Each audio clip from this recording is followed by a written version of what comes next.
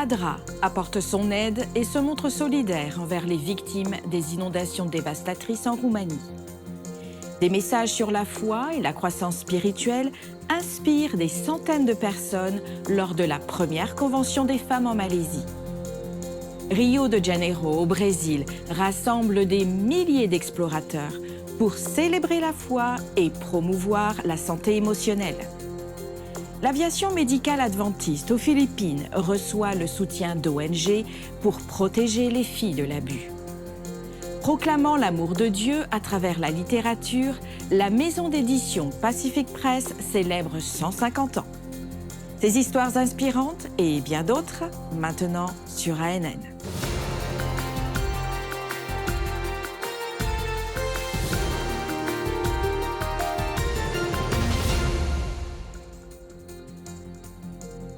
L'Église adventiste du 7e jour de Roumanie et ADRA ont lancé une campagne nationale pour soutenir les victimes du cyclone Boris. Le projet Espoir au-dessus des eaux vise à restaurer des vies dans les zones les plus touchées. La Roumanie traverse des moments difficiles, en particulier la région de Moldavie sévèrement touchée par les inondations. Anna ne voulait pas quitter sa maison, mais quand l'eau a atteint sa taille, son fils l'a évacuée en la portant sur son dos. Ils se sont réfugiés dans le centre culturel pour se protéger. Dans 2 semaines, nous avons un mariage. La maison était prête. Et maintenant, nous ne savons même pas comment nous débarrasser de cette boue. Le cyclone Boris a détruit des maisons et chamboulé des vies à jamais. Plus de 5000 foyers ont été touchés, des vies perdues. Des milliers de personnes sont privées d'électricité et ont froid, n'ayant que les vêtements qu'ils portent sur le dos, et ils pleurent en dégageant la boue de chez eux. Les personnes âgées, les maladies chroniques, les femmes enceintes et les handicapés se retrouvent à dormir dans des camps mobiles, dans des voitures ou chez des proches. Mais au milieu de cette tragédie, il y a de l'espoir. L'espoir au-dessus des eaux, un projet d'ADRA Roumanie soutient les sinistrés. ADRA fournit une assistance immédiate par le biais de colis de nourriture non périssables, de kits d'hygiène, d'eau et d'autres produits de première nécessité. Mais nous avons aussi besoin de vous. Chaque contribution compte, qu'il s'agisse de dons financiers, de vêtements, de nourriture, de produits d'hygiène, de matériaux de construction ou de votre temps bénévole. Ensemble, nous pouvons reconstruire des maisons, fournir de la nourriture et des vêtements et surtout restaurer l'espoir. Chaque acte de bonté fait une énorme différence. Alors que le cyclone Boris affecte la Roumanie, l'Église adventiste et ADRA rallient un soutien national. Leur campagne de collecte vise à soulager rapidement les victimes des inondations. Nous garderons ceux qui sont touchés dans nos prières. La première convention des ministères des femmes de l'Église adventiste du 7e jour en Malaisie a eu lieu au Palace Hotel à Kota Kinabalu, à Sabah, et a rassemblé près de 800 femmes de toute la région. Ayant pour thème « S'épanouir pour la mission », l'événement a réuni un groupe diversifié de femmes pour renforcer leur vie spirituelle et leur service dans l'Église et la communauté. Les dirigeants ont partagé des messages sur la croissance spirituelle et le rôle essentiel que les femmes jouent dans la mission de l'Église. Le pasteur Abel Bana, président de l'Église adventiste du 7e jour en Malaisie, a encouragé les participantes à incarner la résilience d'un palmier, symbolisant une vie chrétienne épanouie. Raquel Ares, directrice des ministères des femmes de la région du nord de l'Asie et du Pacifique, a souligné que s'épanouir dans la mission n'est possible que par Jésus, qui est celui qui prépare les femmes à s'épanouir et à servir.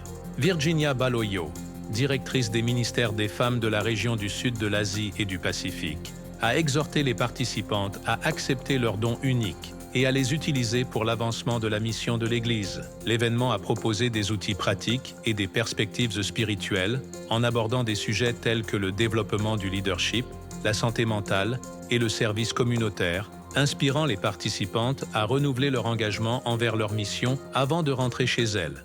Des événements tels que ceux-ci nous incitent à renforcer notre engagement, à nous épanouir pour la mission, non seulement au sein de notre communauté, mais partout où nous allons. la maison d'édition Pacific Press célèbre 150 ans de partage de l'amour de Dieu à travers la littérature. Cet anniversaire met en lumière une riche histoire et un engagement renouvelé à répandre l'espoir. Pacific Press célèbre son 150e anniversaire à Nampa, dans l'Idaho, dans l'auditorium de l'université Northwest Nazarene. L'événement, intitulé « Proclamer l'amour de Dieu depuis 150 ans », a rassemblé 300 professionnels, anciens et actuels, ainsi que des soutiens de diverses régions, tous unis par un engagement commun à diffuser le message chrétien. Des réflexions poignantes sur la résilience de la presse tout au long de son histoire ont été présentées, en particulier sa capacité à surmonter des défis significatifs, y compris le tremblement de terre dévastateur et l'incendie de 1906. Ces événements ont mis à l'épreuve la détermination de l'organisation, mais ont finalement renforcé sa mission de publier du contenu édifiant. Des performances musicales du Chœur des Hommes de Christian Édition ont insufflé joie et inspiration à cette célébration. Tout au long de l'événement, les contributions de Pacific Press à la diffusion de l'espoir et de la foi à travers le monde ont été reconnues, avec une mention spéciale des partenariats avec d'autres maisons d'édition adventistes qui amplifient la mission.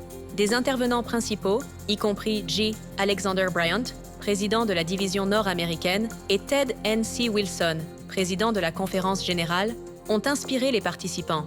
Ils ont souligné l'importance de partager sa foi avec conviction, encourageant chacun à poursuivre la mission. Ce rassemblement a servi de témoignage à l'impact durable de Pacific Press, qui a joué un rôle vital dans la diffusion de la littérature, basée sur la foi, à travers des livres, des magazines et divers médias au fil des décennies. Pacific Press a joué un rôle clé dans la mission de l'Église adventiste du 7e jour, prouvant que, même dans les périodes difficiles, le message d'espoir peut atteindre un large public. Rio de Janeiro, au Brésil, a été le théâtre d'une grande célébration qui a rassemblé des milliers de membres de l'Église adventiste du 7e jour de tout l'État pour célébrer, adorer et promouvoir la solidarité. Cet événement, qui ne s'était pas tenu depuis plus de 20 ans, a souligné l'importance du Club des explorateurs et a alerté sur la santé émotionnelle. Plus de 15 000 adventistes se sont rassemblés sur la place Apothéose pour le Cariocao Desbravando au Rio. L'événement, qui a eu lieu en septembre, a célébré la journée des explorateurs.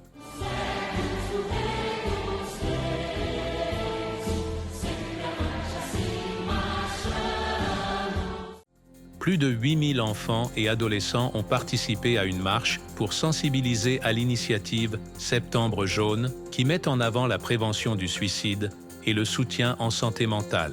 La traditionnelle place Apothéose, célèbre pour ses parades qui attirent les foules, a accueilli la marche animée des explorateurs. Randonnée, feu de camp. Plus de 1500 kilos de nourriture collectée à cette occasion sera distribuée par l'Action de solidarité adventiste. Cette célébration a aussi permis de rappeler les rassemblements historiques de l'Église adventiste à Rio, avec des performances de chanteurs et de pasteurs qui ont marqué ces moments. Parmi eux se trouvaient Sonette et Williams Costa Jr., qui ont ajouté une touche nostalgique à la célébration.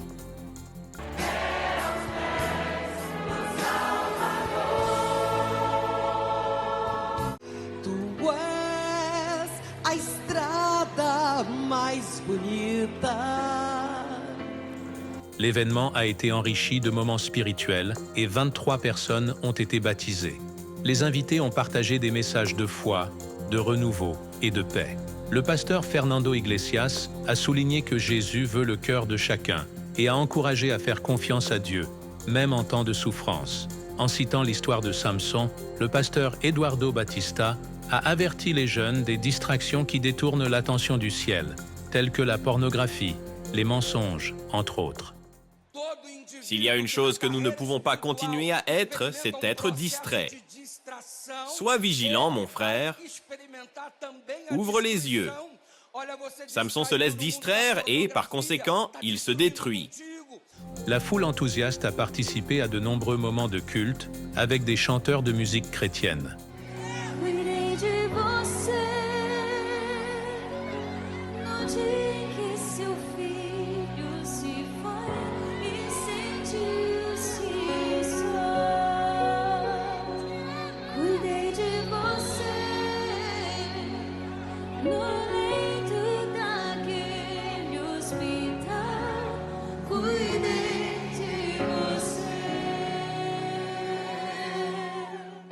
Quelle joie de faire partie de cette célébration. Félicitations aux explorateurs. En 1885, un grand groupe de missionnaires adventistes a voyagé des États-Unis vers l'Australie. L'épisode d'aujourd'hui de Mission 150 raconte les aventures de ce premier groupe de missionnaires et des premières années de la mission adventiste en Australie et dans le Pacifique Sud. Aujourd'hui, nous allons parler des premiers missionnaires adventistes et des débuts de la mission adventiste en Australie. Pourquoi se rendre en Australie? Vous vous souvenez qu'en tant que dénomination adventiste, nous étions enthousiasmés par la mission pendant les années 1870 et jusqu'aux années 1880-1890. La décision d'aller en Australie est vraiment née d'une interaction entre Stephen Haskell et une dame nommée Hannah Moore, dont nous avons déjà parlé dans ces podcasts. Hannah Moore est partie comme missionnaire en Afrique, et là, elle a rencontré un Australien nommé Alexander Dixon. Ensemble, ils ont commencé à observer le sabbat. Lorsque Dixon est revenu en Australie, il a emporté avec lui sa pratique du sabbat et a vécu dans une petite ville appelée Maitland, dans le New South Wales. Cependant, il semble qu'après un court laps de temps, il a abandonné sa pratique du sabbat et a voyagé aux États-Unis, où il a rencontré Stephen Haskell. Après son interaction avec Dixon, Haskell lui-même est devenu convaincu que l'Église devrait commencer à penser à l'Australie.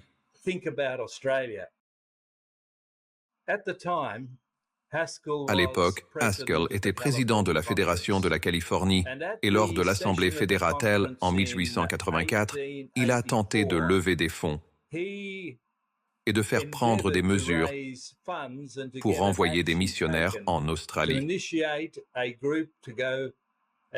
Cette mesure prise, une autre mesure s'en est suivie lors de la session de la Conférence générale en 1884 et un groupe a été constitué. Stephen Haskell lui-même a composé un groupe qui allait être les pionniers, pour ainsi dire, de l'Église adventiste du 7e jour en Australie. Pour visionner l'épisode complet et d'autres vidéos explorant plus en profondeur la foi adventiste du 7e jour et son histoire, visitez Adventist Review TV sur YouTube. Une aventure passionnante à travers l'histoire de l'Église adventiste. Pendant le mois d'octobre, la communauté adventiste de la région du Pacifique Sud célèbre le mois du patrimoine adventiste en réfléchissant au passé et en inspirant l'avenir. Avec un accent placé sur les jeunes en particulier, le mois du patrimoine adventiste propose une série d'événements et d'activités qui mettent en lumière la riche histoire de l'Église adventiste du 7e jour.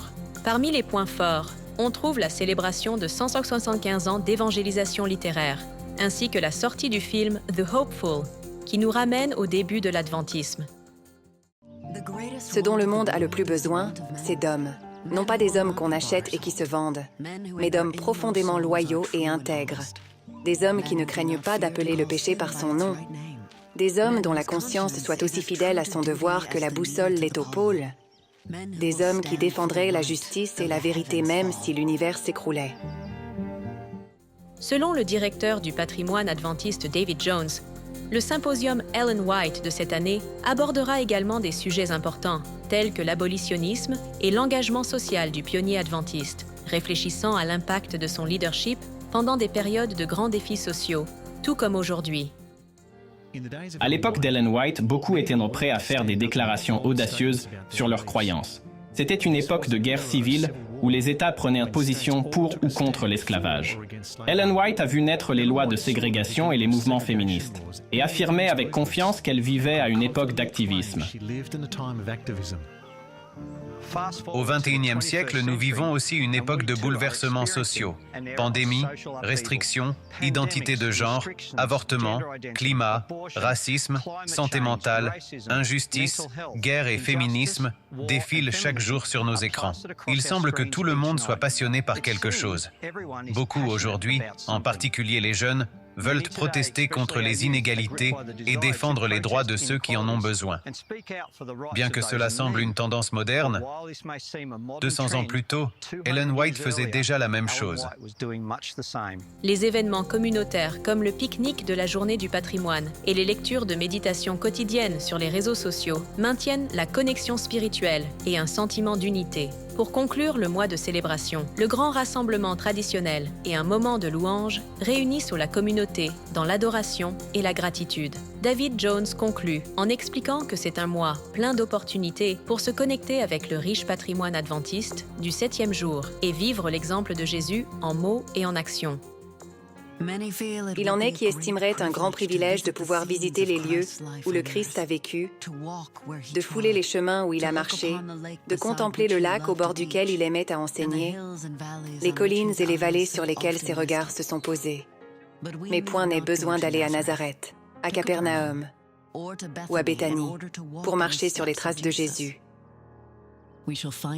Nous trouverons l'empreinte de ses pas près du lit d'un malade, dans les cabanes du pauvre, dans les rues fréquentées de nos grandes villes, partout où un cœur humain a besoin de consolation. En imitant ce que faisait Jésus sur la terre, nous marcherons sur ses traces. Quel voyage intéressant qui permet d'honorer le passé, de célébrer le présent et d'inspirer l'avenir de l'Église adventiste. Le jour de la paix mondiale, l'Église adventiste du 7e jour plaide pour la paix dans le monde, la réconciliation et la justice à travers un événement, Agir en toute justice, qui se tient dans le Maryland aux États-Unis. Le 14 septembre, des dirigeants du Centre de droit et de politique publique de l'Université adventiste de Washington, du département des affaires publiques et de la liberté religieuse de la Conférence générale et d'ADRA se sont réunis pour le programme Agir en toute justice, construire la paix dans un monde inégal.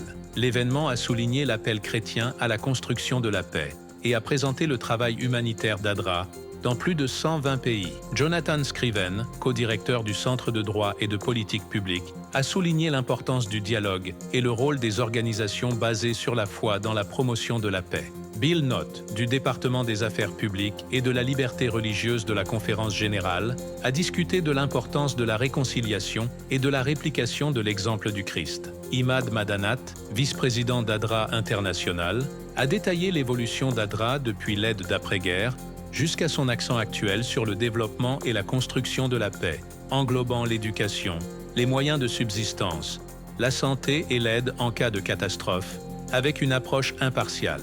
Au cours du programme, divers intervenants ont insisté sur le fait que, malgré nos différences culturelles et religieuses, nous sommes tous créés à l'image de Dieu et appelés à être des bâtisseurs de paix, soulignant que la vraie foi se reflète dans nos actions et que chacun a un rôle à jouer dans la promotion de la paix. Les Saintes Écritures déclarent dans Éphésiens 2 au verset 14 « Car Jésus-Christ est notre paix ». En tant qu'adventistes du 7e jour, nous sommes appelés à imiter son exemple et à devenir des artisans de paix dans nos communautés et au-delà. Dirigeons-nous maintenant vers l'île de Palawan, aux Philippines, où Steve Dickman d'Outpost Centers International, une ONG adventiste soutenant des initiatives de bénévolat dans le monde entier, rencontre Sean Knapp, directeur des services médicaux d'aviation adventiste des Philippines. Ils discutent des interventions nécessaires pour aider de nombreuses filles et jeunes femmes dans les villages de montagne, près de la base d'aviation missionnaire, qui font face aux abus et aux mariages précoces. Sean, vous êtes le directeur des services médicaux aériens adventistes des Philippines, qui se déroulent ici à Palawan, notre base Palawan. Vous aussi, PAMAS, avez établi une très forte relation avec Child Impact. Parlez-nous de ce que vous prévoyez de faire sur ce terrain.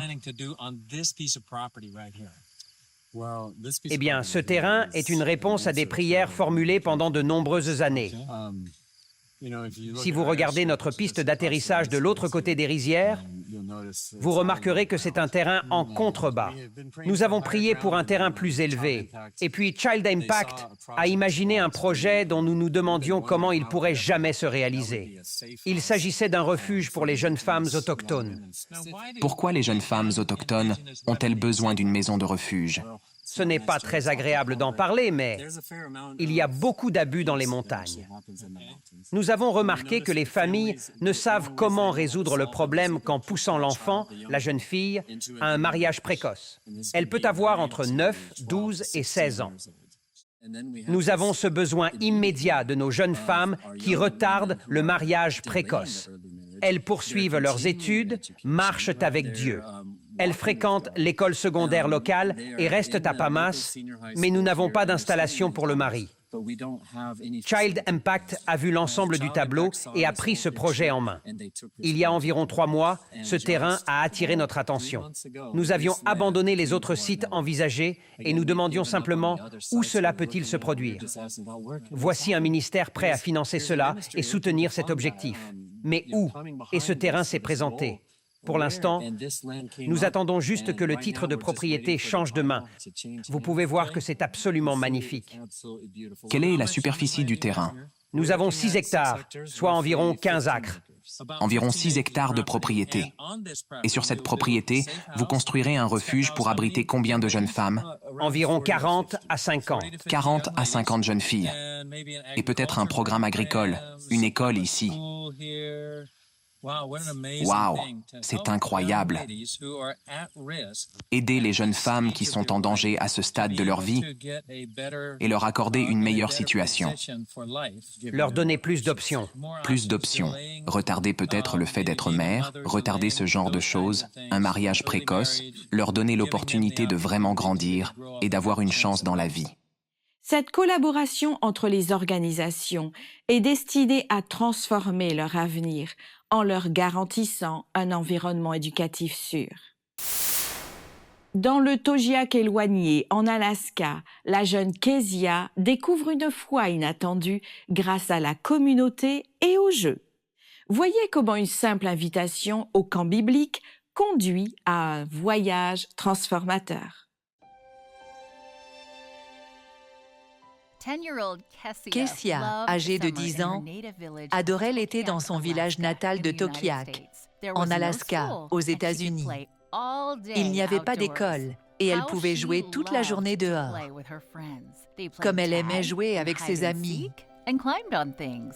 ils jouaient à chat perché, à cache-cache et aimaient grimper. Mais un jour, Kessia a reçu une invitation de Joséphine. Joséphine était une gentille jeune femme que tous les enfants, y compris Kessia, aimaient beaucoup. Elle lui a demandé si elle voulait aller au camp biblique. Kessia n'avait jamais entendu parler du camp biblique et elle a demandé ce que c'était. Joséphine a dit que c'était un autre nom pour l'école biblique de vacances et que c'était très amusant. Kessia ne voulait pas décevoir Joséphine, mais elle ne voulait pas y aller. C'était l'été et elle voulait jouer dehors, à chat perché, à cache-cache et grimper. Elle n'est donc pas allée au camp quand il a commencé. En revanche, son frère et sa sœur aînée y sont allés et ils ont adoré. Kessia a décidé de donner une chance au camp biblique. Elle a beaucoup appris sur Dieu. Elle a appris qu'il s'est reposé le 7e jour de la création et qu'il nous demande de faire de même. Elle était heureuse d'en savoir plus sur Dieu. Après la fin du camp biblique, Joséphine a invité Kessia à aller à l'église le sabbat. Kessia ne voulait pas décevoir Joséphine, mais elle ne voulait pas y aller. C'était encore l'été et elle voulait jouer dehors, à chat perché, à cache-cache et grimper. Mais ensuite, Joséphine a parlé à la mère de Kessia à ce sujet. La mère de Kessia lui disait que c'était une bonne idée. Je veux aller à l'église le sabbat. Son frère et sa sœur aînée l'ont aussi invitée à les accompagner. Ils avaient commencé à y aller après le camp biblique. Kessia avait l'impression que tout le monde voulait qu'elle y aille. Alors, elle est allée. À l'église, elle a mieux appris à connaître Dieu, ce qui la rendait heureuse. L'été suivant, quand Kessia avait 11 ans, Joséphine lui a parlé d'un camp où les enfants dégustaient de bons plats, se faisaient de nouveaux amis et en apprenaient plus sur Dieu. Voudrais-tu y aller? A demandé Joséphine. Kessia n'a pas attendu qu'on le lui demande 2 fois. C'était l'été, et au camp, elle pouvait jouer à chat-perché, à cache-cache et grimper. Elle voulait en savoir plus sur Dieu. Kessia aimait le camp Polaris, la bonne nourriture et se faire de nouveaux amis.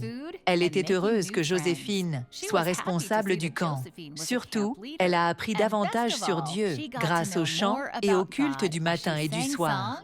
Avant qu'elle ne s'en rende compte, la semaine s'était écoulée et les enfants faisaient leurs valises pour rentrer chez eux. Kessia était triste de dire au revoir à ses nouveaux amis, mais une amie a évoqué de revenir au camp l'année suivante. Kessia s'est dit, « L'année suivante, je ne savais pas qu'il y en avait une. » L'été suivant, elle est retournée au camp et a continué à y participer chaque année. À 16 ans, elle est devenue plus qu'une campeuse, une conseillère en formation, aidant les responsables. Kessia a dit qu'il était difficile d'apprendre à agir en adulte au camp. « J'ai l'habitude d'être une enfant », a-t-elle dit.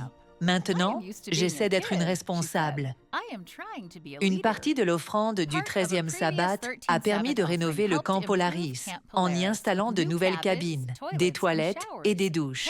Kessia et les enfants du camp Polaris sont reconnaissants envers tous ceux qui ont contribué à cette offrande. Merci pour votre soutien à la mission. Le voyage de Kessia nous rappelle que la foi grandit souvent à partir de petits moments de la vie. Avec notre soutien à travers l'offrande du 13e sabbat, le camp Polaris continuera d'ouvrir ses portes pour des enfants comme elle.